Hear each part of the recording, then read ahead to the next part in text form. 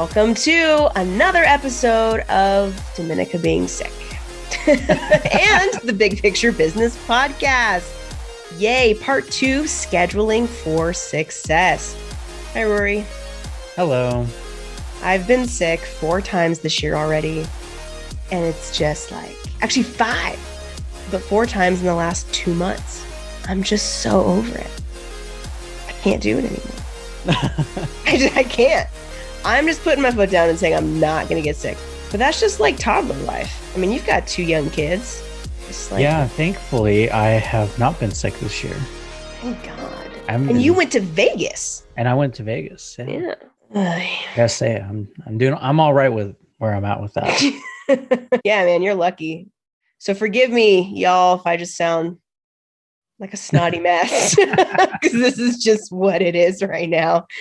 But anyways, part 2, you guys have been waiting for it. We're super pumped to jump right in. Recap. What happened on scheduling for success part 1? You're so good. Recap it. You do it. You recap. All right. So scheduling for success part 1, we covered, scheduling for your success, because that is what this is all about. Okay. Dominica and I, we run our businesses and we have to schedule our lives in order to do that. Well, as you continue to grow your business, one of the things you start to realize is that if you don't have a schedule, what ends up happening? Well, your life starts to quickly fall apart. And Very your quickly. brain starts to fall apart because you just can't keep track of it all. Okay. You have notes everywhere. You have appointments that you miss. You have people that you disappoint. And really your business just starts to lose momentum and starts to fall apart. And you don't want your clients to be upset. You don't want to get a reputation as someone who doesn't show up for their meetings, right? That's not a good thing. Not a good so look. What we went through in part 1 was, how do you stay organized when you're working from home? How do you set up your schedule? How do you work from a calendar? Because that was one of the biggest keys for both of us, was realizing that we have to have calendars, and we have to have calendars that are integrated with each other, that work from our phones, from our computers, and that weren't just written down somewhere, that keep us on track and integrate with our websites, that allow people to schedule with us at specific times that are blocked off.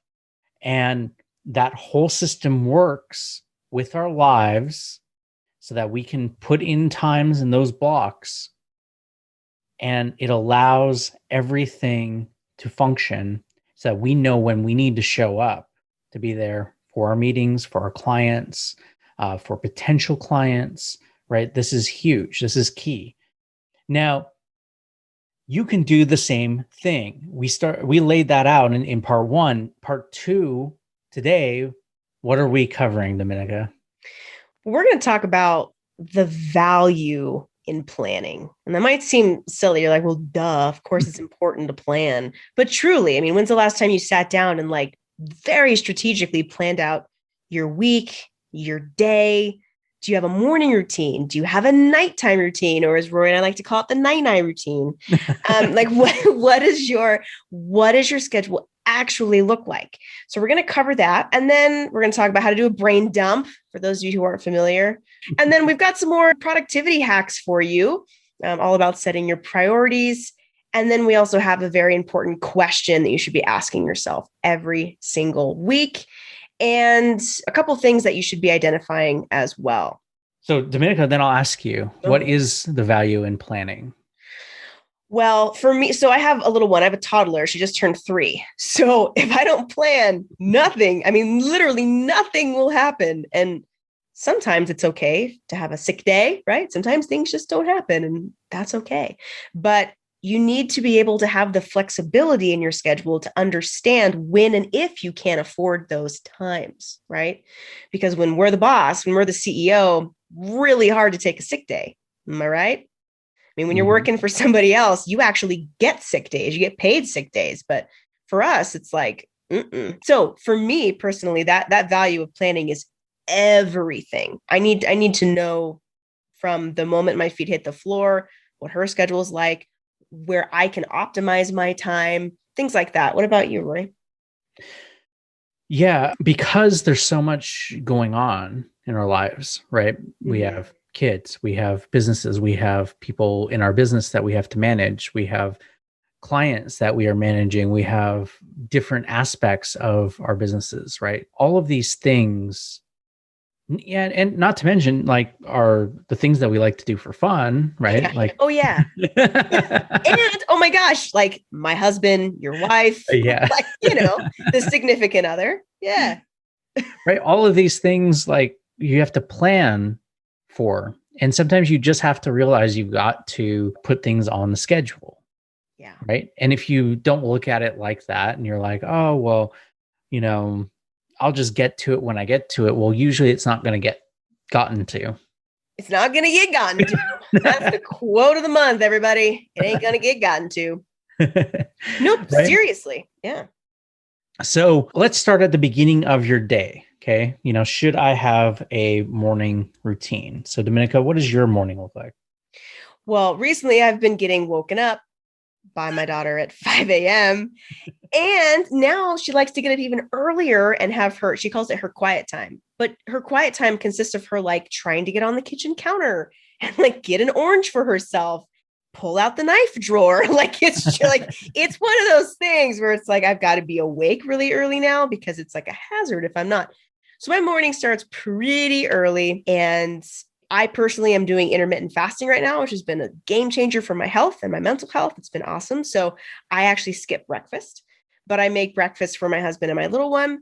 And so the day starts off for me feeling fulfilled, knowing that everyone else is fed and happy so that I can actually start my day. And the very first thing that I do is I'll come into my office and I do a quick inventory of my emails. What's new that came in? What didn't get addressed previously? Are my contractors happy? Like I basically just do like a big assessment before I start responding to see, like I'm prioritizing, right? Like if I know that the first part of my day, I get like an hour and a half to really sit down and check those emails, what needs to be addressed first. And I got to be honest, I haven't actually gotten dressed. It's probably is not I don't recommend it. You should get dressed in the day. But I lounge in my pajamas. I work for my pajamas. People are listening to this and they'll be like, you should get dressed. It's good for your productivity. But I don't. So once I'm done checking my emails, then, I'm on Emma duty, right? Like I'm playing with her, making sure she's got her snacks, making sure she's got the play date, whatever's going on that day. And then as time allows in the morning, right? So we're back to prioritizing the schedule as time allows, then I start responding to those emails, either as they came in or as high priority as they are. What about you, Rory? I want to throw out a side note. Okay. So, because it relates to something that you were just saying, Sure. Some people believe that you have to wake up, get dressed, like dress for success, even if work out. Right. Like there's like all of these things. Yeah. Some people also believe you have to wake up, work out, all those things. Right.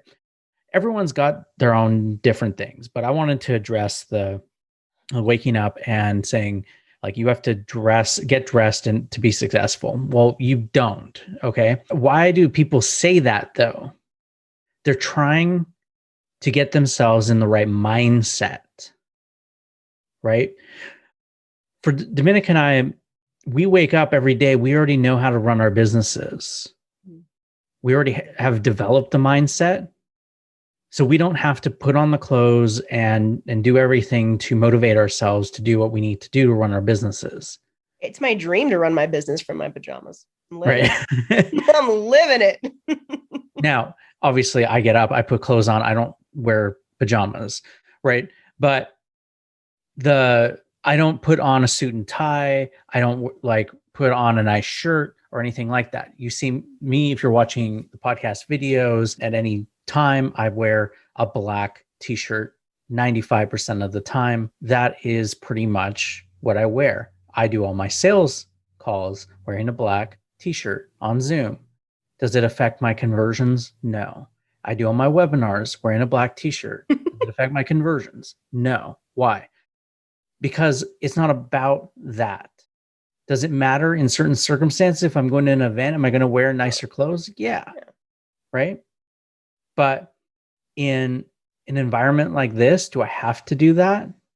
No. Why? Because of confidence. Mm. Because I'm confident in my ability to deliver what I do. That is the biggest thing. You have to be confident that you can deliver what you do. And if when you're confident, you can wake up and you could show up and have bunny ears on. It won't matter if you can show that you can deliver what you do. There are some people who are very eccentric, way more. I mean, we're not at all, really. But some people who like, might have like big glasses, or they might have like big hats or whatever, and they will walk into a situation and they're going to like even outclose us because of their confidence, right? Mm-hmm.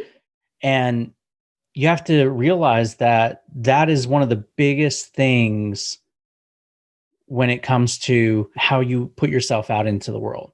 Mm. Now, this is, like I said, again, this is a side note to scheduling, No, it's a good but one though. but it really, it ties into how you look at your day and how you look at your business, because I think a lot of people put so much emphasis on that they have to have this perfect structure and this perfect way of doing things, and it's like, it's not like that. Mm-hmm. Okay, you can develop the routine that works for you and that gets you the results. If that works for you, utilize it. If it makes you feel more confident, utilize it. It does not make me feel more confident to put on a suit.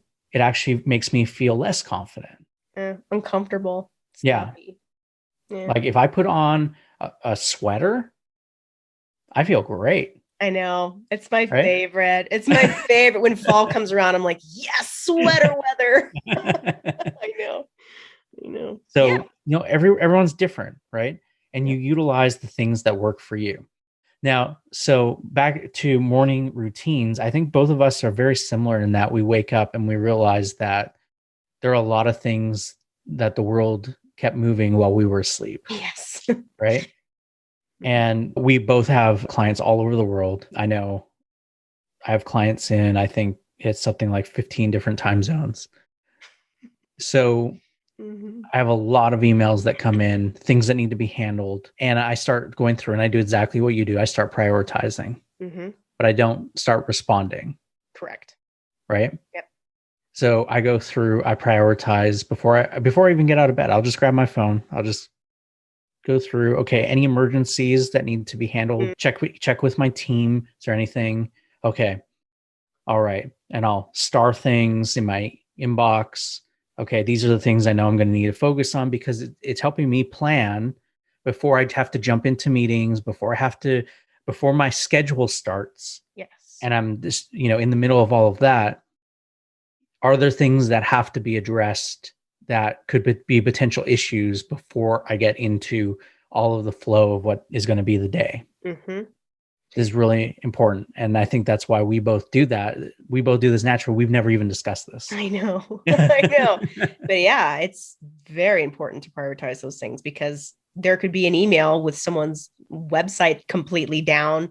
And someone over here is asking me a question about my services. Like, wait, let's handle the fires first.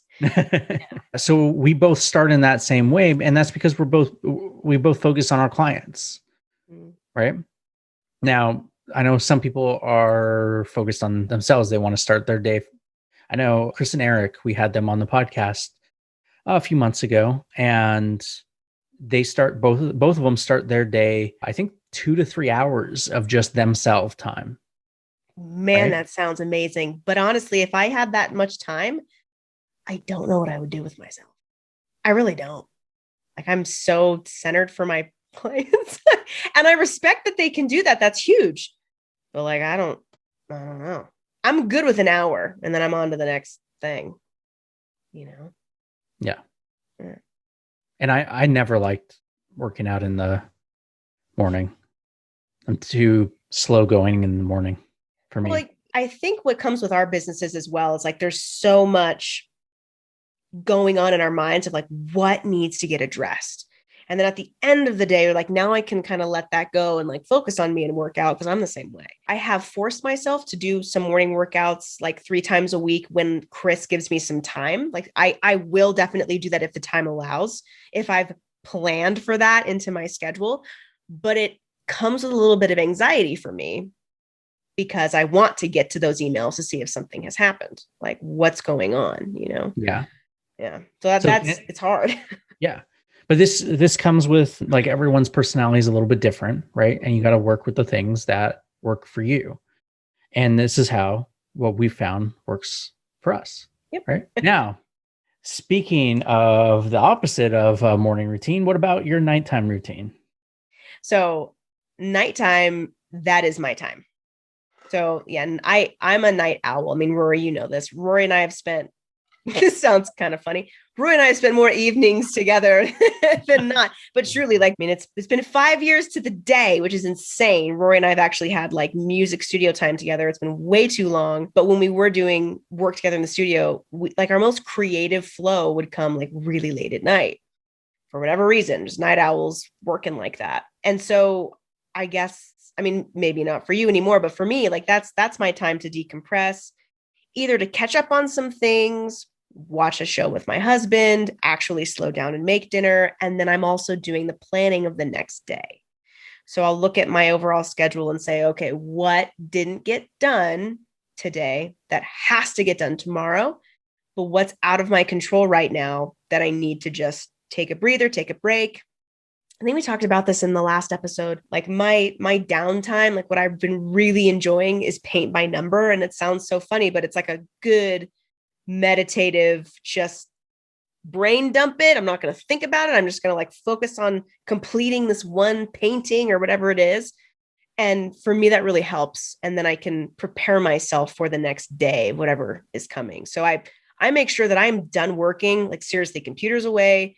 My phone is always nearby, of course, in case there's an emergency, but I'm not checking my work emails. My team and my contractors, they know, like if there's an emergency, they actually call. They will call me all hours of the night, which happens sometimes, but that is like very specific. But if it's just emails, I will not check them until the following morning. So nighttime is my time. What about you? A little bit different. Okay. So evening time is family time. So because we have to do it while the kids are awake, right? Yeah. So we do dinner together, hang out, bedtime, all that stuff. Then after that, then I have to like sit down, and because my wife works in the business, then we have to go over anything that needs addressing that I can help her with. And then after that, then it's all this. We're usually done with like client stuff and like meetings and all of that by then. Mm-hmm. Then it's, is there any more fulfillment that needs to happen? Like what can you catch up on while the kids are asleep? Yeah. So then fulfillment happens of anything that needs to happen after that while the kids are asleep. Mm-hmm. Mm-hmm. I know I totally left my child out for my nighttime routine. Yes, I do tuck her in. We do story time. We eat. we do all those things, of course. Yeah. But yeah, I mean, you'll email me at like 4 a.m. my time. And I know that you're awake, still working sometimes. It's brutal grind over there. I don't know how you do it. I really don't. But you've got a lot more courses and clients and all that than I do. See, I prioritized my time in my business to where I hired more people to come onto my team that work all over the world. So if I get a new client that I'm their point person, but I know that this new team member over here is going to be better suited for their project, then I'll just hand over that particular client for that project with someone who works in France, and that client happens to be in France. It's like a big map. I should do that. I should put a big map on the wall and just like pinpoint where are all the clients, where's my team? Because for me, it would be same thing like you're doing, Roy. It's just, I don't know. Well, yeah, we've been growing exponentially. So it's just a matter of haven't been able to keep up on bringing on enough people. Systems in place. As more people come on, it'll let up. That's just part of it. There's the best. We all have our specialties, right? Only things.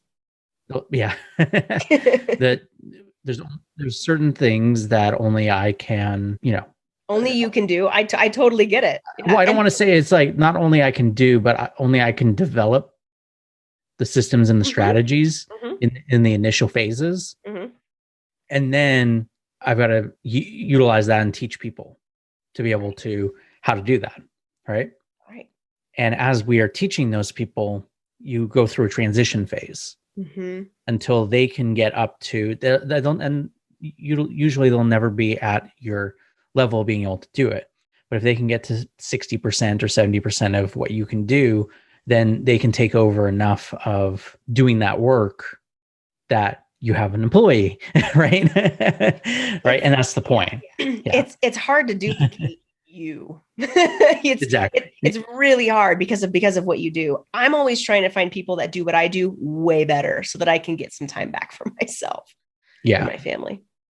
I there comes a point where you accept that in certain areas you can't duplicate yourself or find someone who can do something way better, right? And that's part of running a business. And I think there's probably people that disagree with this philosophy, and I think we've had some people even on the podcast who disagree with this philosophy. But I'm not saying that there aren't people who can't do the things that I do better than me, right? What I'm saying is that when it comes down to certain things, I know where my strengths are, right? And that's where I try and focus. Well, and it's things that you've Right. developed. Yeah. And I Yeah. developed those systems, Yeah. Yeah. and in getting other people to learn those systems and be able to do that, that takes time. You don't just hire an employee or a contractor and then say, here, day one, you know how to do Of this. course not. Yeah. Right. Yeah. You got a baby. There's a process to that. So off topic. Off topic, but good info, I think. I know we might get messages later like, guys, stay on topic. I know. So that's what the nighttime routine looks like. Yeah.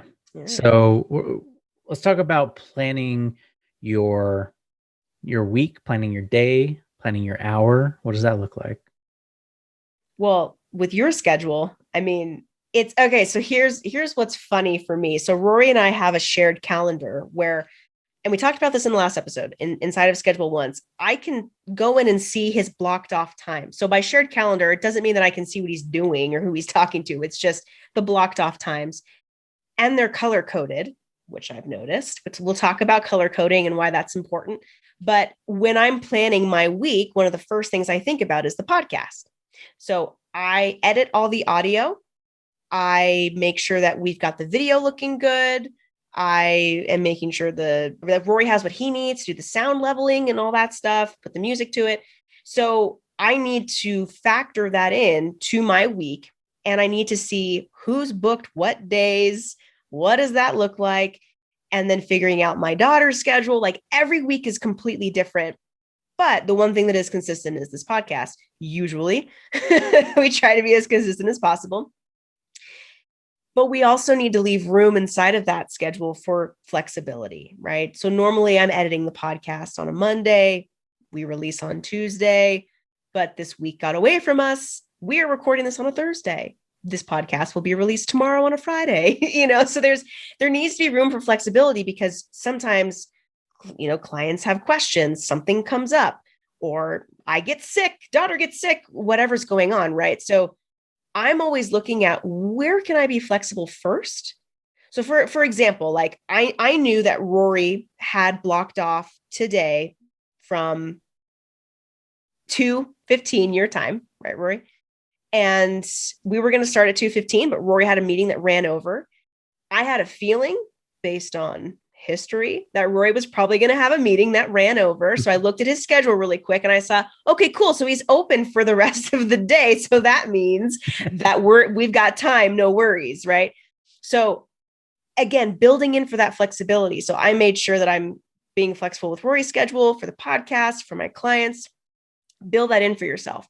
My clients cannot book past 4 p.m. my time. Why? Because I'm still doing work until 6, right? So be thinking like that. Like if don't make your availability from 2 to 6 because you need to actually work in between there and not just take client calls if you run businesses like Rory and I do.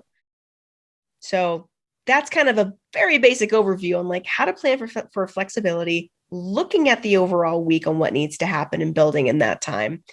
And then planning your day. Rory, why don't you take that one?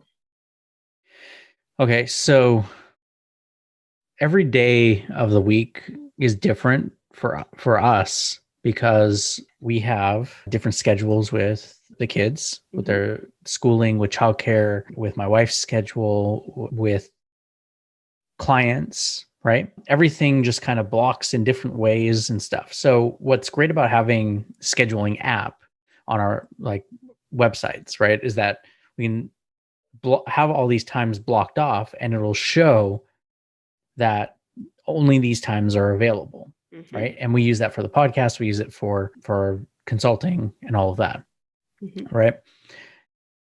Now, but how do you plan and how do you block off in a specific day? Well, first we fill up things consistently. Like I always know, for example, that, say like if I've got to, pick up one of my kids from school, it's always on my schedule, right? On that day. Or, if that day I am responsible for, watching the kids during when I would normally be scheduling calls, then that's blocked. Right? All of those things get put in, and sometimes they're consistent and sometimes there are one-time things. Sometimes they are, for a month at a time. Sometimes they happen for just the school year and the summer's different, right? There's all of these things that you're adjusting as you go along.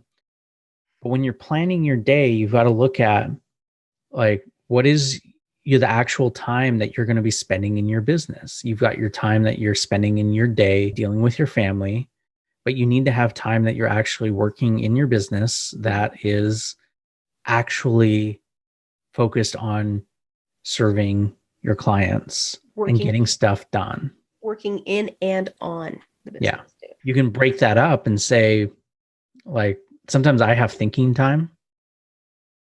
Like, I'll block off some time and just say this half hour is going to be, I just need to think about what direction I'm going to take this project in. And then I give myself that 30 minutes just to take notes, sit in the room quietly, right? Whatever it is that I need to do, especially if something's like been nagging me for like a week or two and, I just know it needs to get done. Right? I'll put it on the calendar. Now, as you go through and you're planning your day each day throughout your week, just look at, you're going to have consistent blocks and then you're going to have things and things are going to get filled up. Well, what happens when your whole schedule is full? You're full up. Yeah. What do you do? Wait list. Yeah, you have to have a plan for that. And it's difficult. You don't want to be the person who keeps turning people away and say, hey, I can't help you, right? So not to interrupt, but I just have to say here. So one of the biggest complaints people have about coming on the podcast is we have the joint calendar that we send off to people. And they're like, wait a minute, you mean I can't talk to you guys and come on your show like until a month from now? Because that's how scheduled out both Rory's and my calendar is. Or sometimes more. Yeah. And so my response is like, yeah, sorry. I mean, make sure you book now because this is what it is. It's just going to get, prolonged and be further out the more you wait. So yeah, man, scheduling really is everything. When we first started talking about the idea for this episode, I'm like, what are we going to talk about? There's so much to talk about. It's ridiculous. There is. And we're only talking really about, scheduling on the calendar, but, I also schedule on paper too. Do you have your checklist nearby? Let's flash that over so people can see what we're talking about. This isn't just like a simple checklist. This is like a mountain of a checklist. It's pretty incredible. Okay. Yeah. Pages and pages and pages. Small handwriting. That one column is the emails that I have to get back to. And then the other column is a to-do list. So these are just reminders of projects that I'm working on. Now, this is more like a bit of a master to do for the week. But I will also break things down, especially if I'm like really in the middle of like, I gotta I got to make stuff happen, Mm-hmm. right? Not Mm-hmm. just going through the everyday of the business, but it's like, okay, we got a project that we're on massive deadlines with. What will I do? How do I break that down? I will put everything on the schedule and I'll write it out by hand because I like the I Action. like having things written out. I like being able to cross things off. Mm-hmm. So I have my actual calendar on the computer, which is great for scheduling and notifications. But for tasks, I like to write things down on paper. Like I enjoy that process and feel a sense of accomplishment. Right. Mm-hmm. So what I'll do is when I'm scheduling, I'll have the calendar and all the notifications come through. But that's more like these are my time frames of doing things, but then I'll have tasks within those time frames. Sometimes I'll break down my hour, be like, okay, I've got 3 emails to write. I've got this other person or this project that I've got to work on. But what does that look like? And then I'll break it down. I'll be like, okay, this email is going to take me 5 minutes to write. This email is going to take Mm-hmm. me 12 minutes to write. This email is going to take me 15 minutes to write. Okay, how much time do I have left? Okay, now I've got, 30 minutes left. Now I'm going to work on this project for the next 30 minutes. Mm-hmm. And so then I'm breaking down that hour that was scheduled for actually working on certain thing within the business Mm-hmm. is broken down further. It's a smart way to do it. Yeah. You And then I'm mentioned. crossing them off the list and I'm getting that sense of accomplishment. Mm-hmm. Right. So something that you mentioned a little while ago, which I thought was really important, you mentioned that if something is nagging at you, like how to handle that. And so for me, like if I know there's a big deadline coming up, like if a website really needs to be delivered, let's say like July 15th, which one actually does, then what I'll do for myself is make sure that I actually put the hard deadline, like the deliverable, this is the deadline for July 10th. So that I'm giving myself that flexibility again, that 5-day window to check everything again to make sure everything's in tip-top shape. I'm not waiting until the day it actually needs to be done, right? Because 9 times out of 10, something is not done. In my job, that's just how it works, right? There's always something else that can be tweaked and updated. So make sure that you're scheduling accordingly. And then if you have something on your checklist that you're like, oh God, it's always there. I'm never going to get to it. Put a freaking deadline on it. Seriously, put it on that calendar and say, by July 30th, I'm done. We're not doing this anymore. I'm going to complete this project. I want it off my list and then build in that time every week, start chipping away at it, whatever it is. I know, Rory, in your business with all the books, like you put some serious hard deadlines on all your clients, right? Yeah, we build accountability in not only with our done for you clients, because that's all built in, Yeah. but with even in our programs as well. We call it implementation program because what we care about is you actually getting the result. Mm-hmm. And so we built in all of the accountability to help people go through the program and get the result. The only way you can do that is if you have accountability. And part of that is utilizing scheduling, right? You have to be able to utilize this type of a system, this type of a process in your daily life.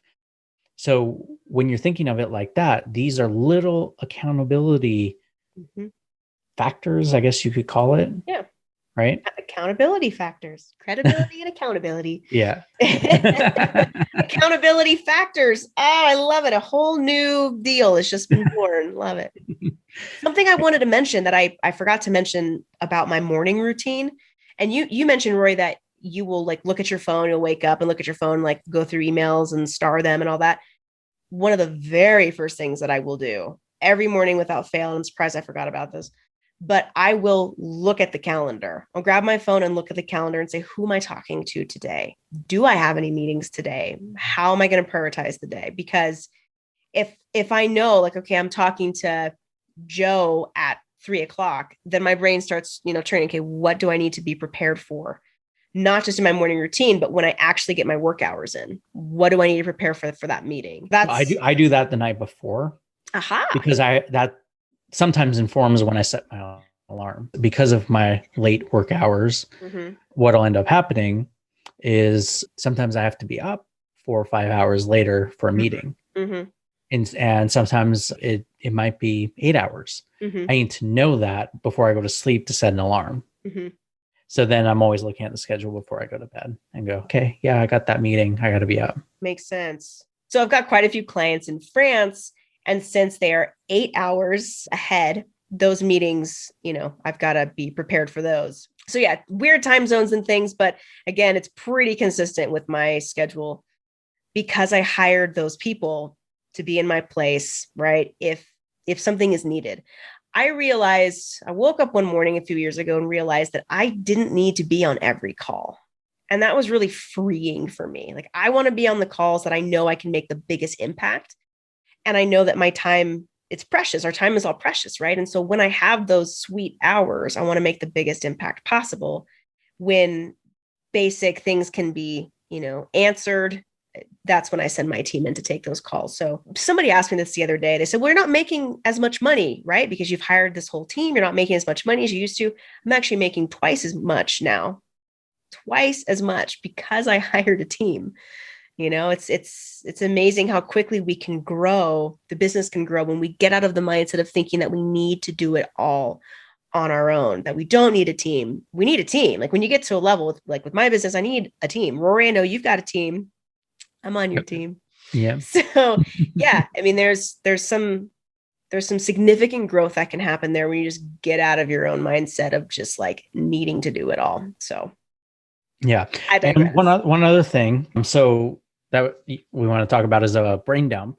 Yes, brain dump. And that's essentially what this list is here, is a brain dump. Mm-hmm. It's just a list of the things that you have to do. Now, you can't work from a list like this,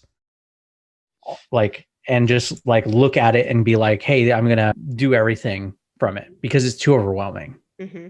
You have to take from a list like this and put it onto a smaller list.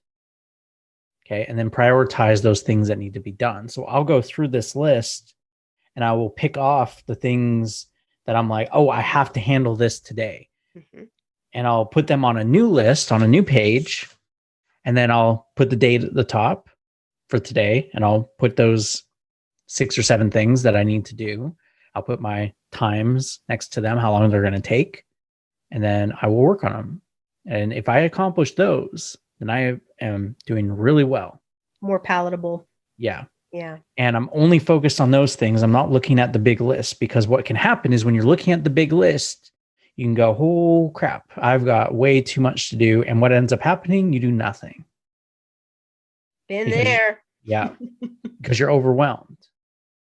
Right. And the key is just keep moving forward through small steps of the things that you need to do. And some days, even if you just accomplish one thing on that list, that's okay. It's one thing you're getting off that list. I don't do pen to paper. It's just not how my brain works, but I will do the whiteboard. So part of my daily activities, just like you, Rory, I'll look at the big picture list of what do I need to get done this month, right? Or this week. And then I'll put the daily must get done, has to get done today. I would do whiteboard too if I had a whiteboard. I need to buy one. Got to get one. Oh my God. I love my whiteboard. This thing is it's a 6x4, I think. I love this thing. But the deal with the whiteboard is this: every day it has to be cleaned. Meaning I don't have that sense of accomplishment if that board is not clean, because then I know I can move on. I put the date at the top of the board. And it's the same thing. It's like that instant gratification of the accomplishment. I'm erasing those things. It's done, moving on. So I got to get you a whiteboard. Do you have wall space for it? How big do you want it? No, that's the problem, because I put all the guitars up. Actually, I want a rolling whiteboard.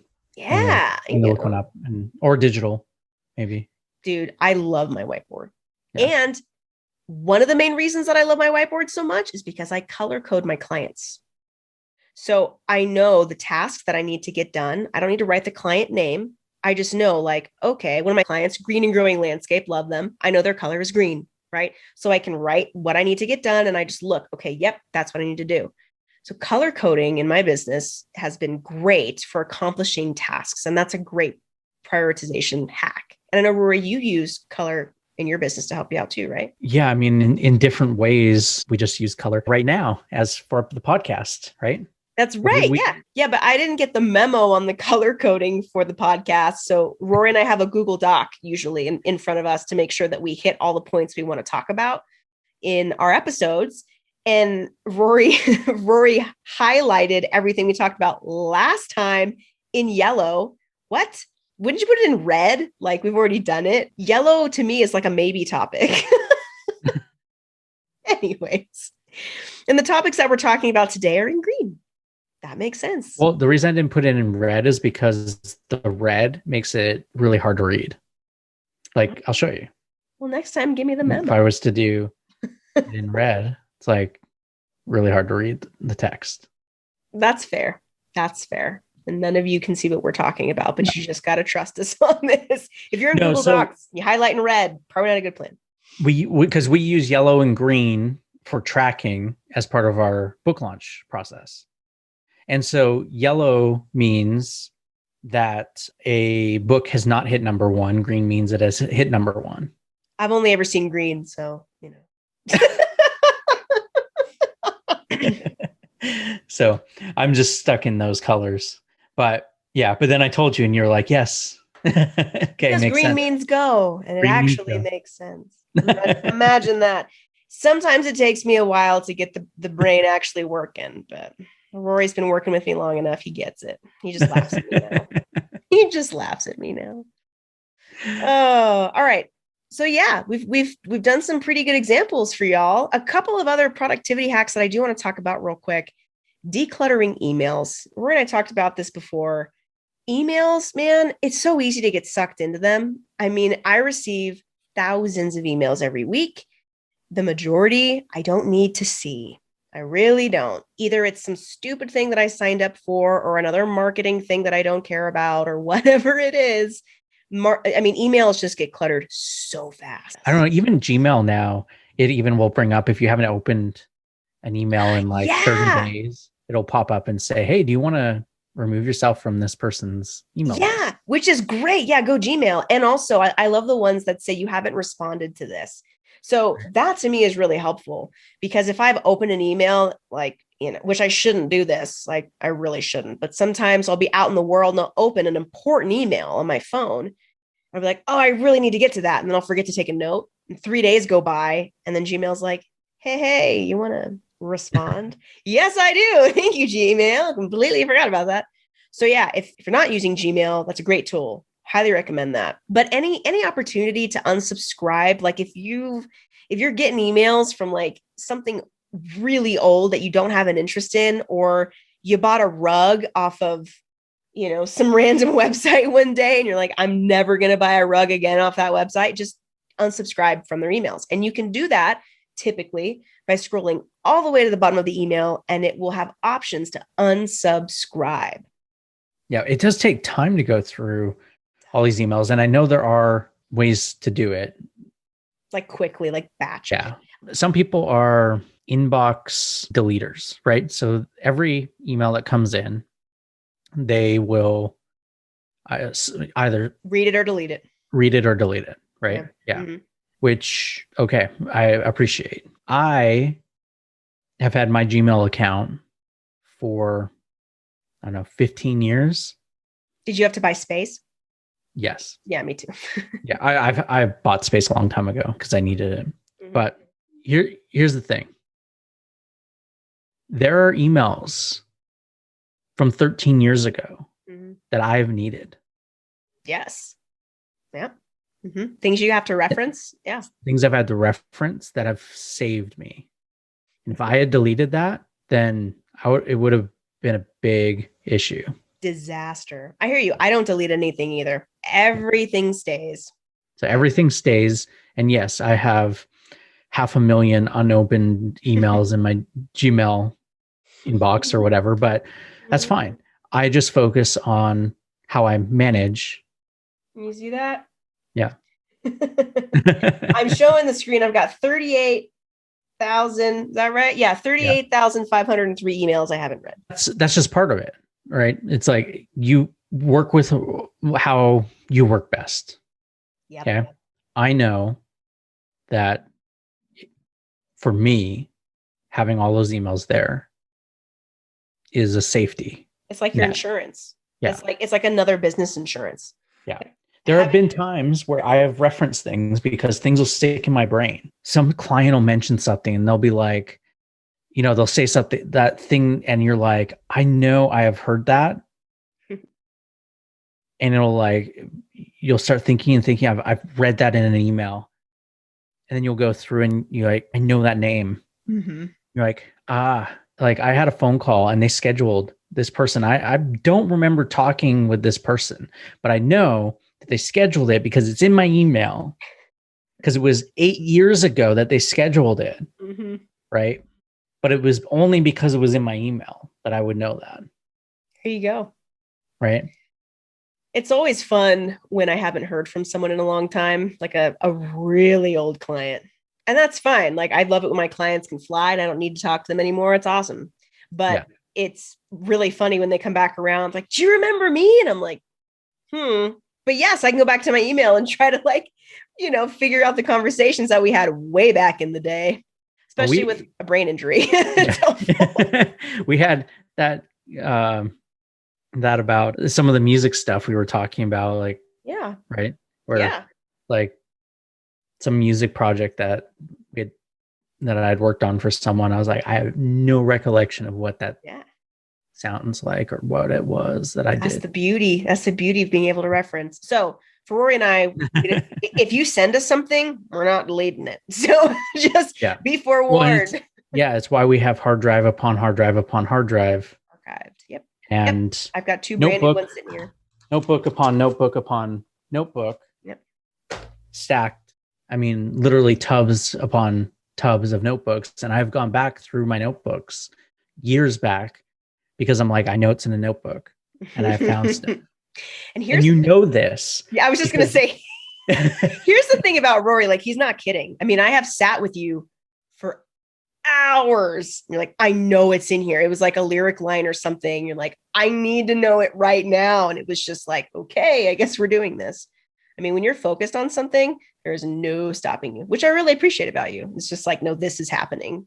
Everything else can wait. We need to figure this out. Yeah, I do get a little obsessive about, but if it's something that's like so important and you can't move on from it until we figure it out, we'll figure it out. Though, one of the things that I have very recently learned is that this is the trait of entrepreneurs. This obsessiveness with solving problems. Gotta know. Yeah. The hunger for all the learning. Yeah.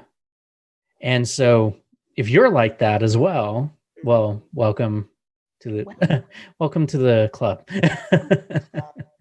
On that same topic about decluttering, something that I do very often is I clean my office space all the time.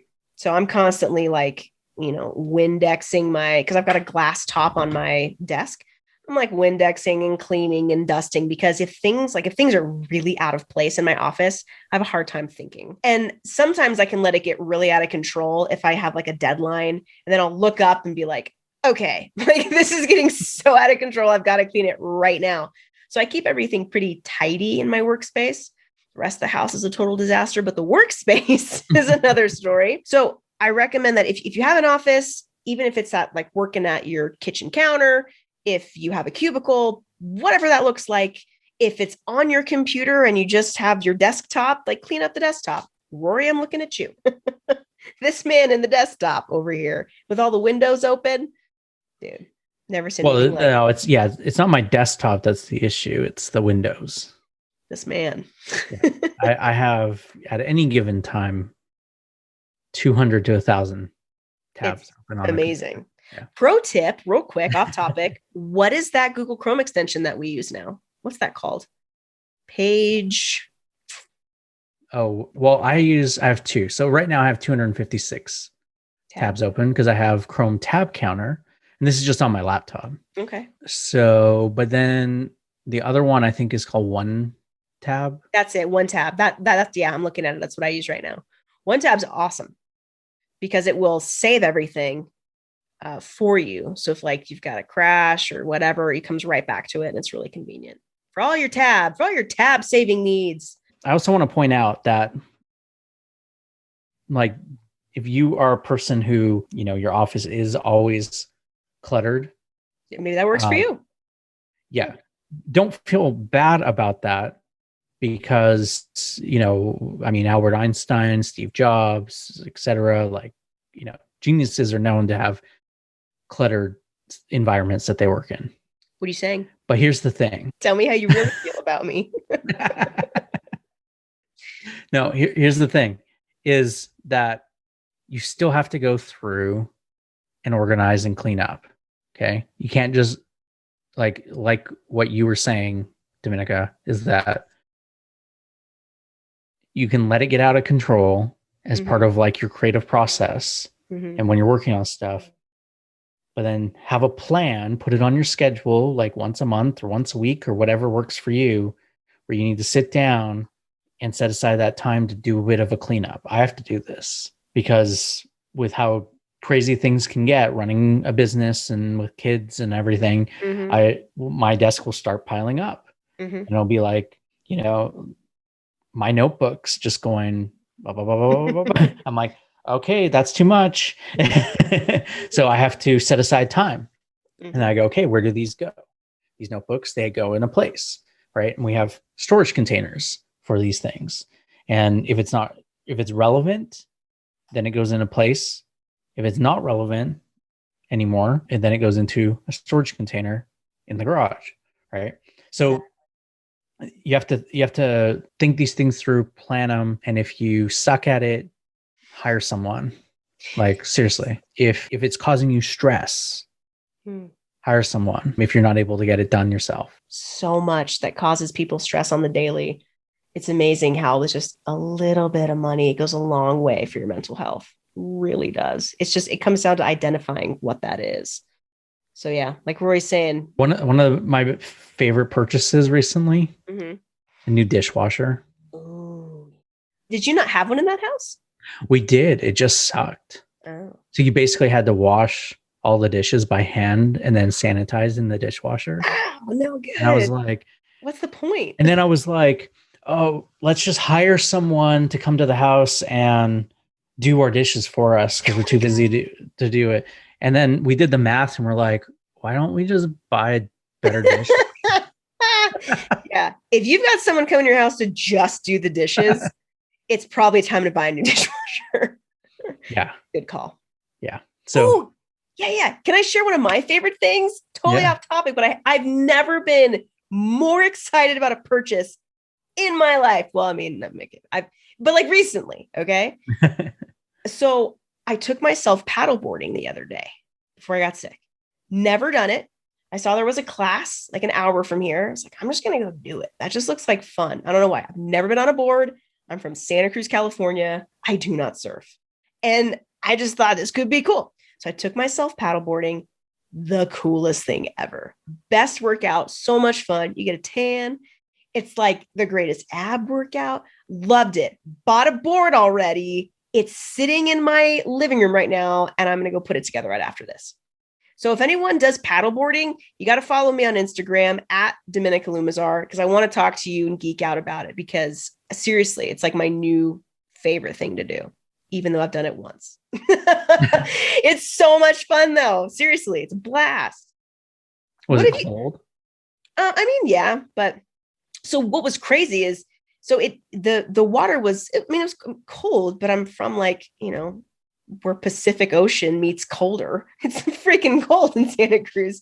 Forget going in that water. So I went on this lake and people were complaining that it was cold, but I was like only one of two people that didn't fall in. So I never took the plunge and actually went in. On my feet, it felt fine. It's a very cool feeling. I think you dig it. It's fun. It's the coolest thing about it is like, it's a cool community. It can be a sport or it can be super lazy. Like you can just go out there and just like clear your mind, do a brain dump while you're out there, just hang out, get a tan, like I said, grab some snacks, or you could just make it like a really good workout. So yeah, awesome. What have you done recently that's been fun? We're always talking work stuff. What have you been doing that's fun? We went bowling while we were in Southern California. That was super fun. Did you feel it in your arm? No, I felt it in my arm while I was doing it. Bowling can be so fun. It's such like An underestimated sport. I think Yeah, but it was nice. It was the first time James had been bowling, and Lily too, and so it was nice for them to be able to experience that. And yeah, we got through one game, so that was all. But you know what, though? That's one game. That's awesome. One game under the belt. I remember you and I used to do pretty regularly. We would do rounds of mini golf. That was always fun. That was a good way to clear the mind. Yeah. I remember that smell. You know what I'm talking about? That smell inside the boardwalk. What is that mystery smell? I think that used to be an old pool, like an old indoor pool. It must have been, because it just got that weird vibe. Mm-hmm. Anyone in Santa Cruz listening to this, you know what we're talking about. The boardwalk. kind of dingy, but awesome at the same time. Anyways, back to the topic at hand. All right, we're going to wrap this up pretty quick, but let's just talk about a couple of questions that you should be asking yourself every week, okay? At least these are the questions that I ask myself. I don't know about you, Rory, but I'm constantly asking myself, like, am I optimizing my time management appropriately? So I live pretty far away from town. I'm like a half hour to 45 minutes from anywhere.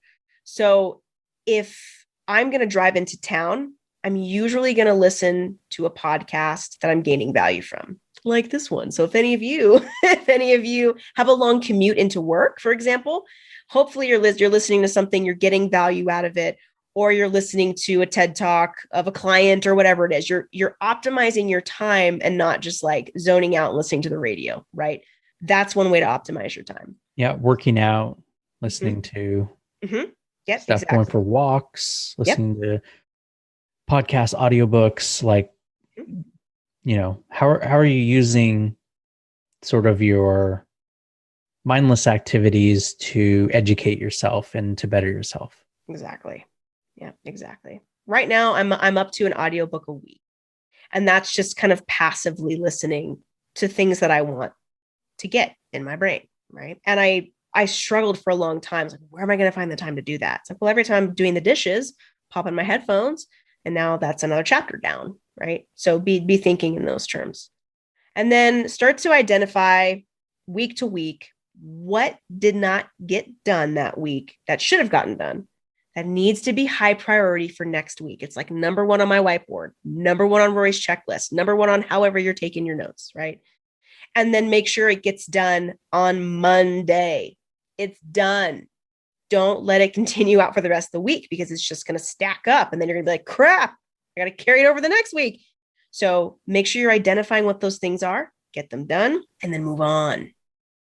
And then it's really vital, I think, as a business owner, to really ask yourself, with all the many tasks, with all the various scheduling things going on, is it really going to be valuable? Does it really make sense in the bigger picture of your business and the giant roadmap of where you're taking your business? Does it really matter? Is it adding value? I ask myself that with pretty much every task I've got to get done. Is this really going to help move things forward? Especially with the tasks that I'm like working on my business with, right? I think that's an important one to identify. Does it matter? Yes or no?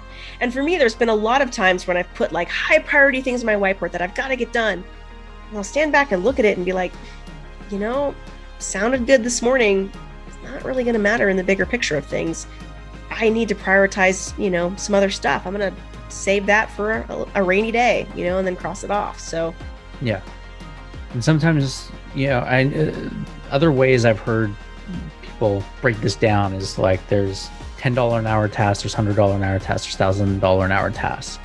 The more you focus on the $1,000 an hour task instead of the $10 an hour task, the more you're able to grow your business. Exactly. Right? Exactly. And don't forget about the power of outsourcing as well, right? If you've got a lot of online technical tasks, well, write them all down, head on over to Upwork, hire a virtual assistant who can help you accomplish those things, because those small tasks add up quick and you don't need to be the one to do them all. So, all right, guys, this has been a long one, but as usual, we hope that you've gained a ton of value. I always learn a lot, so this is fun for me. I hope it's fun for you.